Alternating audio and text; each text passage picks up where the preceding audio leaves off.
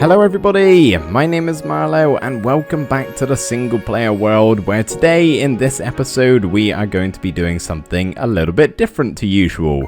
We are going to be finishing my Mega Base / Guardian Farm project over here, which is something we primarily work on in the streams over on Twitch. Link in the description if you want to follow me there. I've just turned invisible, that's what I get for self-promoting. But because of that, there's probably a good chance a lot of you have never even seen this place before. So before we get started with any building, you could probably use some explanation and some context as to what this actually is. I have just realized that there was actually an episode in this series dedicated to building a part of this place, and that was number 27, so some of you may have seen this but don't have an updated version, or some of you who maybe are newer to the channel have no idea at all. So let me tell you what it is. Basically, the main thing, as I said, is it's a Guardian Farm, which is what this thing here is in the center. Now, when I started building this, I didn't need a Guardian Farm, and I still don't really. I just felt like doing a really big and grindy project, which is why we've done the old school style of Guardian Farms, where you clear out all of this space that was once water. I know if you're playing in 1.13 plus, you can just do it super simply using some soul sand elevators and that sort of thing, but like I said, I felt like doing a grindy thing on the streams. And it was very grindy. We actually started this in May of last year. Now, obviously, that's not been continuous work full of, 7 months of grinding. No, we don't do this every single stream, but it has been taking quite a while. So pretty much what we have here is the Guardian Farm in the center, which is the main thing, and then around the edge is going to be 4 separate farms, one of which we've already got built up here, and then the other 3 I will actually reveal as we build them in this episode. I think I'll keep it very elusive for the moment. And by the way, yes, there are a lot of glass glitches going on here, which is why sometimes it looks a little funky. Kind of ruins the look, but try not to pay attention to it. I've kind of got used to it by now. So yeah, that's the plan really. Just to finish off all of the farms here and make a little changes here and there, possibly pretty some things up. But yeah, now you know what this is, we can get to building. Actually, no. The first thing we need to do is get to clearing. We have to get rid of all of this water here in the final slots for one of the farms. I've already done it on this side and this side as well, but we are yet to do this one. So before we place a single block, unless it's a sponge or a leaf block, we are going to have to get rid of all of this water.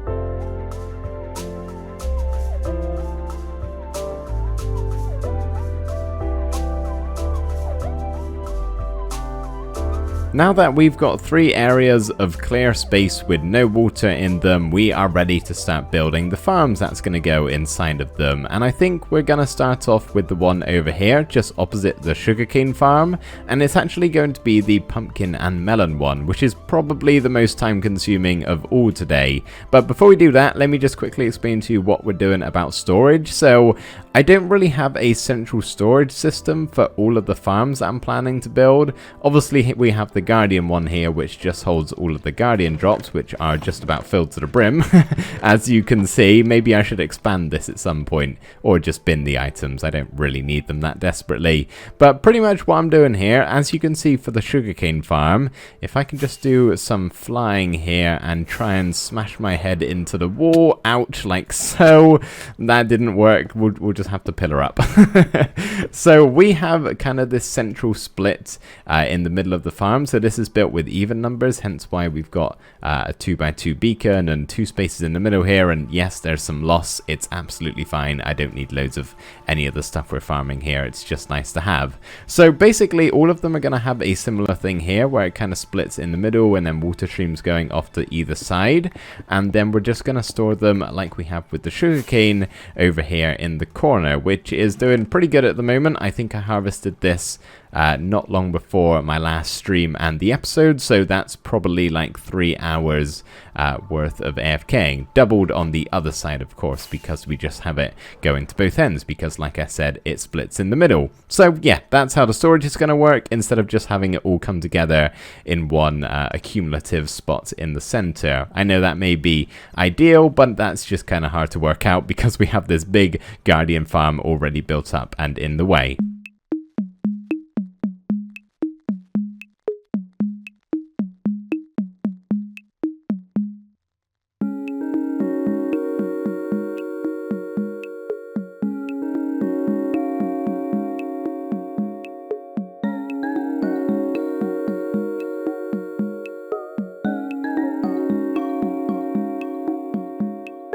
That's a lot of melons and pumpkins. Probably too many, actually. I have no idea what my plans for all of them are, but I guess it's just nice to have them.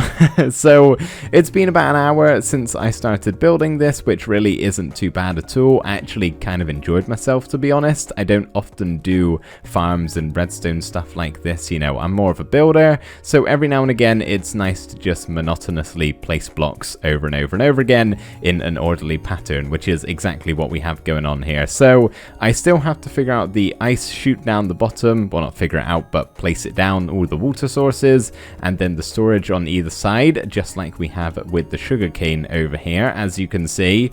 But I've not set that up yet because the farm isn't actually up and running. We still have all of these growing, and I kind of want to let them get to a full length. So I'll explain why that is in a second and why it's not actually currently running, because there's a bigger reason than just waiting for these to grow.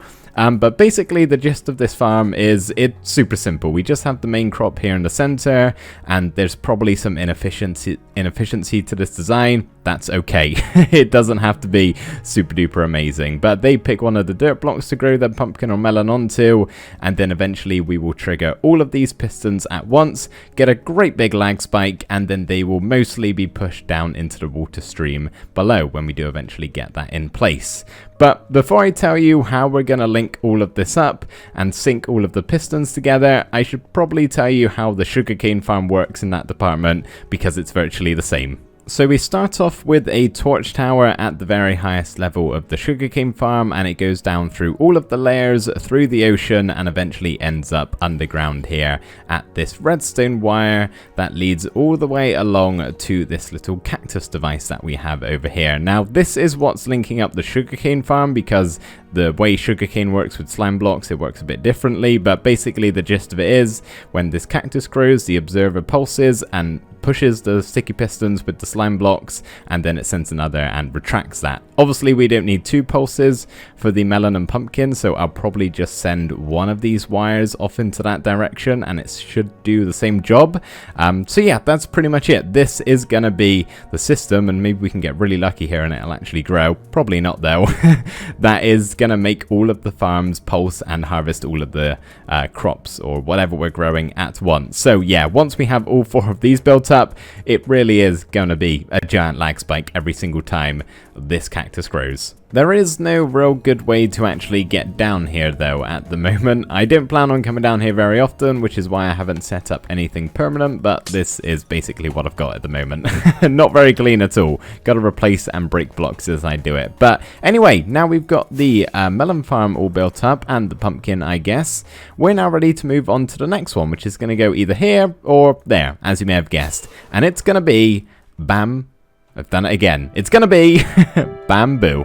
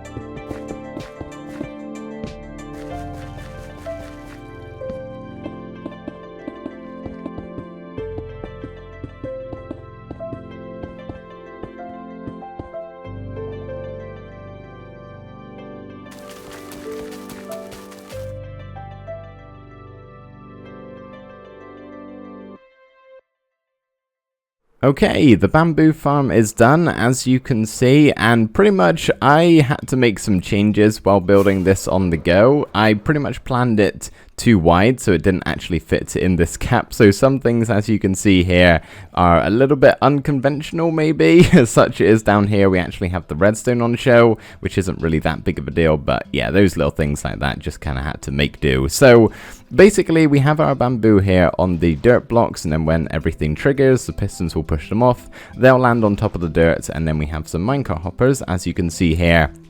On two sides. Basically it's the same thing duplicated over, so I'll just show you half of it, but they pick up all of the items. And can I possibly get through there? Thank you very much. But they end up going to this hopper, and this is basically one of those things where if there's items in this hopper right here, the rail actually turns off, so it allows the minecart hopper to dispense all the items, just like this for example. And then when all of the items are out of the hopper in any second now, there we go, it will shoot off again. The trouble is, I've just realized, I've already tried recording this clip, and then I realized partway through that it was broken.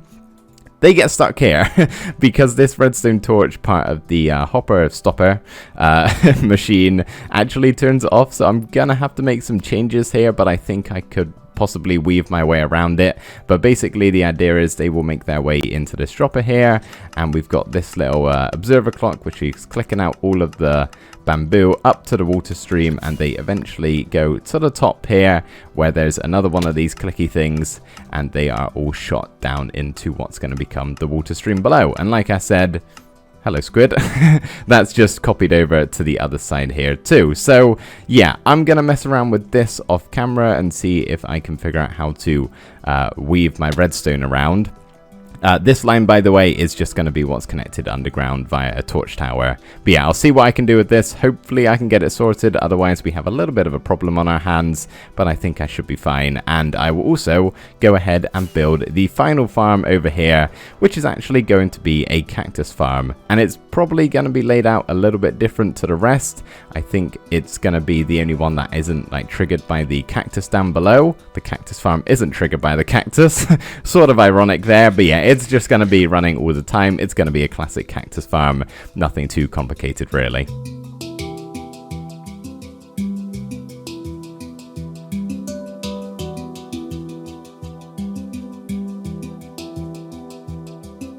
Slowly but surely the ice is beginning to melt. As you can see, I've just placed all of that down because for whatever reason I couldn't do the unlimited water source trick with the water bucket. When you place one here and then another here and then this middle one you can just grab from, it wasn't working for some reason, don't know why. So I'm just going to let these few ice blocks that remain melt through the sea lanterns here. But yeah, this is our cactus farm.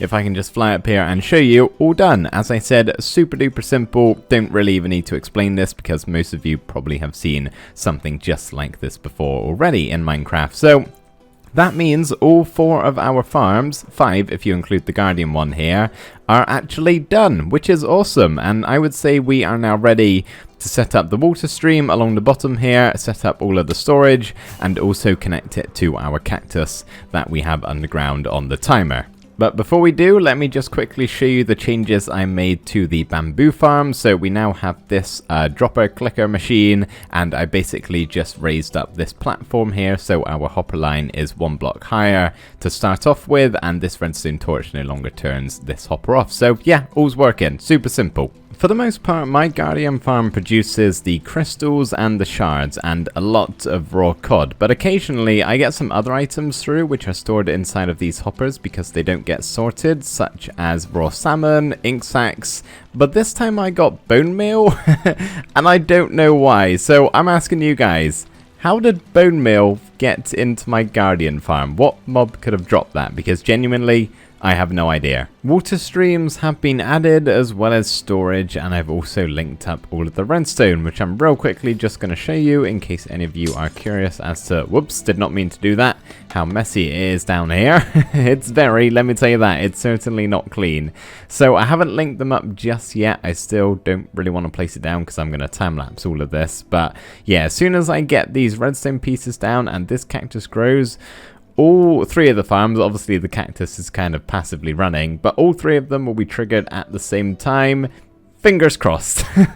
It could not work. I really hope it does though, because I'm kind of running out of time for today's episode. So yeah, basically the wire just goes all the way down there and leads to a torch tower and goes for the same way 3 times. Obviously that's sugarcane and that's bamboo, I think, and that's melon, although could be the other way around. I'm honestly not sure. But yeah, now I'm gonna have to wait a while for that to grow again. Now, what I was going to say is we wait for this cactus to grow, thank you very much, and then all of the farms will be triggered, and I guess now probably is a good time to place in the redstone, and now they are up and running. Please let this work. Oh, by the way, I'm also going to AFK for an hour and see what drops we get from all 4 farms. Hey, it's me, I'm back again. It didn't work. That's the extreme close-up that just about sums up my mood right now. I don't know why it didn't work. I don't understand. I've disconnected the 2 lines that led to the bamboo and the melon now. Sugarcane is still all set up because I had no troubles with that before. But basically, you know, you saw what it was. All I had was a redstone line connected to this observer, and it won't work. But then if I like power it with a button like this, there's no problem. The farm's just activated, whichever one that is. So I don't know if there's like something different between the pulse sent out by an observer and something sent out by a button. I'm sure there is, and you guys who know redstone can let me know what it is in the comments below. But I think unfortunately I'm gonna have to set the bamboo and the melon and the pumpkin up to a separate timer, which really isn't too bad. I just need to think what type of timer to actually do. I can't even quite explain what I've done here. The gist of it is I've sent the same thing as I do to the sugarcane farm to the others as well, and for some reason it works. I don't know why, but yeah, they each require 2 pulses. I have no idea what's going on here, but I plan to never touch this again because it's actually in full working order. Okay, now we can finally do that 1 hour AFK session.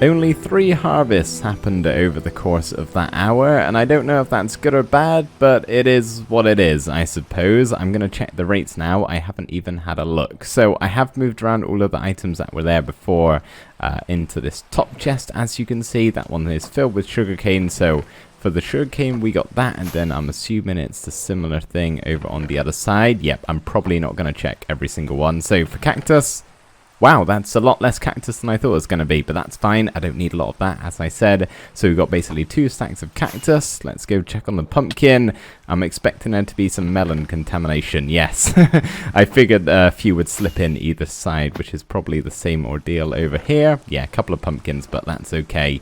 And as for bamboo, that's a good amount of bamboo, actually. I always need scaffolding. Probably not this much, but it is really nice to have. I know I said at the start of the episode I was hoping to finish this base, but over the course of making this one, I've been reconsidering that idea, and I kind of want to keep this going. I don't just want to call it quits for now. I'll probably take a little bit of a break, at least on the video front, that is. We'll be continuing it on the streams, of course. You know where to go for that one. But yeah, I was thinking it would be cool to have some villager farms down here, and by that I mean like the crop farms. I'm thinking maybe in this spot here, underground, we kind of carve out an area to build one in, so we can have like wheat, beetroot, potato, and then carrot over there in the final corner. That's just one idea I have, and then I'll probably just leave it up open and ready to go if there's ever a farm that I do happen to want to add in, which yeah, I don't know how often that'll be, but I don't really want to just call it done when I could potentially add more. So kind of lied at the start of the video, but for now and everything we wanted to do today, we are complete. There is just one final thing I want to do before we say goodbye. And that is check this place out with shaders, and oh my goodness, the sea lanterns are radiating. This place is so bright. This is probably the brightest build I've ever looked at with shaders, and I don't know if that's saying something or not, but wow, that does look really cool, doesn't it? I mean, it looks cool without the shaders, but just the sheer brightness, oh my goodness. I wonder how many sea lanterns are actually in this base in total. I don't know, maybe one day I'll count. Probably not though. But yeah, that's really cool. I love the glistening glass as well when it's not glitching and lagging out and being all weird like that is over there. Although that's not being weird, is it? No, that's just normal glass. But still, really cool. Okay, nice to see. Hope you guys enjoyed this little look. So that, everybody, is where we are going to have to wrap up for today's episode. I'm going to go break down all of that redstone behind me there that you can see through right now. I guess the invisible person glitch is coming in handy right now. But yeah, I'm going to go break all of that down because I have used up all of my redstone for this episode today. I have like half a stack left of redstone dust, so I really need to actually break some of that down. My supplies are very low, but thank you guys so much for watching. I really hope you did enjoy, and I will see you next time. Bye for now.